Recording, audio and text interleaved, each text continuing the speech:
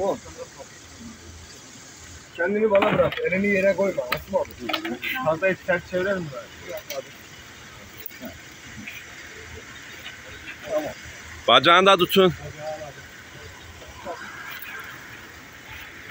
Tamam. Soner başı bırakma. Soner başı bırakma. Tamam abi. Sen uzak. Tamam. Oraya stabilizleyebilirsin. Evet. Bir saniye daha.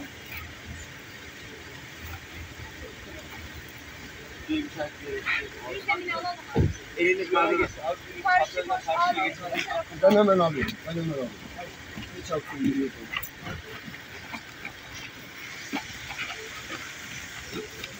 Kapıdan mı arıyor aslında?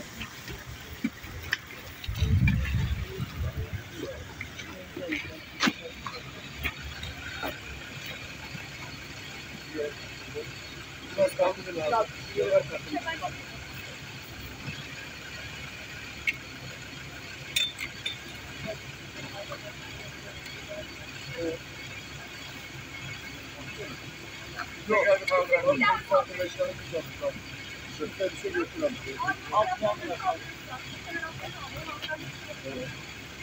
Kemer altta kaldı. He? Tamam.